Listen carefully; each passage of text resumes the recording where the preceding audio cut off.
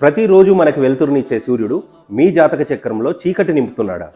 రవిగ్రహం అనుకూలంగా లేకపోతే మీకు జీవితంలో ఎదురయ్యే ఇబ్బందులు ఏంటి? వాటికి మీరు చేసుకోవాల్సిన పరిహారాలు ఏంటో ఈ వీడియోలో మీకు చెప్తాను. స్కిప్ చేయకుండా చివరి వరకు చూడండి.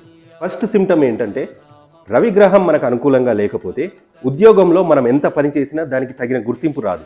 మనం చేసిన పనికి వేరే వాళ్ళు క్రెడిట్ తీసుకోవడం స్టార్ట్ చేస్తారు. సెకండ్ సిమ్టమ్ ఏంటంటే, నమ్మిన వాళ్ళే మనల్ని మోసం చేస్తూ ఉంటారు. చుట్టూ మనతో ఫ్రెండ్స్ లాగా బిహేవ్ చేస్తూ మన రిలేటివ్స్ కానీ మనకు నమ్మకమైన ఫ్రెండ్స్ కానీ మనకు వెన్నుపోటు పొడవడం స్టార్ట్ చేస్తుంటారు. సిమ్టమ్ నెంబర్ 3, కోర్టు కేసెస్తో ఇబ్బంది పడడం.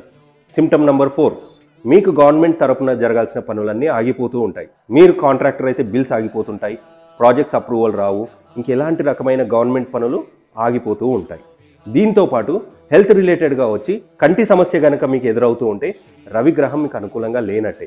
వీటన్నిటి కోసం మీరు ఇంట్లోనే ఒక సులువైన రెమెడీ చేసుకోవచ్చు. ప్రతిరోజు ఉదయాన్నే 6 నుంచి 7 గంటల మధ్యలో రాగి చెంబులో నీళ్లు తీసుకొని మనసులో సంకల్పం చేసుకొని సూర్యుడికి ఆర్ఘ్యం ఇవ్వండి. ఇలా చేసినట్టయితే మీ ఆరా ఎన్హాన్స్ అవుతుంది. రవిగ్రహానికి అనుకూలమైన ఎనర్జీస్ అన్ని అట్రాక్ట్ చేయడం స్టార్ట్ చేస్తుంది. దీనివల్ల మీరు ఎక్కడికి వెళ్ళినా గౌరవం పెరుగుతుంది, మీ మాటకి వాల్యూ పెరుగుతుంది. సో మీ జాతకంలో నవగ్రహ బలం ఎలా ఉంది, ఏ గ్రహం అనుకూలించకపోవడం వల్ల మీరు ఇబ్బందులు పడుతున్నారో తెలుసుకోవాలంటే నాకు కాల్ చేయండి. ఈ ఆరా స్కానర్ ద్వారా మీ నవగ్రహ బలం తెలుసుకోండి.